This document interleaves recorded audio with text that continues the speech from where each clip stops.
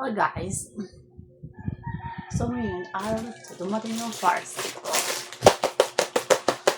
Halos hinintay ko siya ng 25 days. Ang tagal ko naghintay sa parcel na to. Hindi ko alam kung saan galing pa to. Siguro nasa dulo-dulo pa ng mundo. Kasi nga. So, bubuksan na natin. Let's see the truth. Ang mahal pa naman ang order ko rito, bro. Tignan natin kung nagustuhan ko. Oh, scammer. Bakit ganun yung box? Ano ba to? Sira-sira na.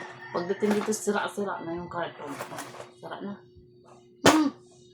Ano ba ito nagpa-deliver sa akin? Ano naman to? Ay, naku po.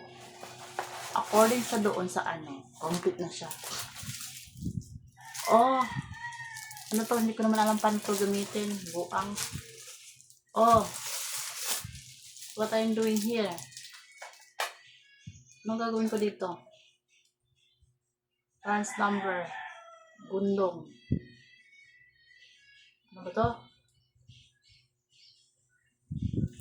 Made in China. No charger. May sasaksak ko dito. Saan mo isaksak? Si Puwet. Pero ito na nga, guys. Dumating yung parcel ko. So, ayusin natin yung meals natin. Pero wala ako dahil katrina. Ano pa lilinisin to? Para saan naman to? Actually, wala ako alam paano ganito to. Ang mahal na mahal pa nito. Tapos ito lang ang itsura niya. What this? Ay, gosh. Saan to dito?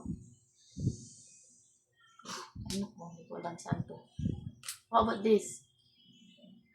Saan naman to? Ganyan? Wala man to,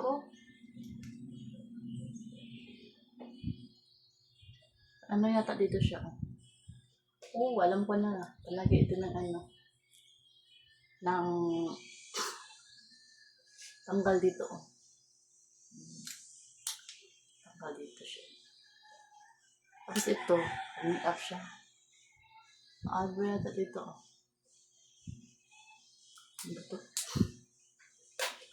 Ano ba to? Hindi ko alam. Tapos ito, ano to? Fully gel. Ano to fully gel na to? Shit, panyata. Ano to gamitin? Dito siya gamitin. Dito siya.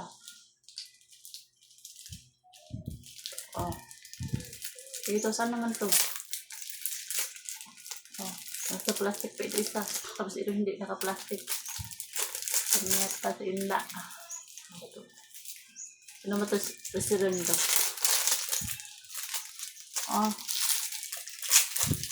Ito. Ano naman to? Luchal din siya. Dito. Isa dito. Tapos isa dito. Ano ba to? Ano? Tapos ito. Saan to gamitin? Dito? Helmet yata to. Okay, comment naman paano to gamitin.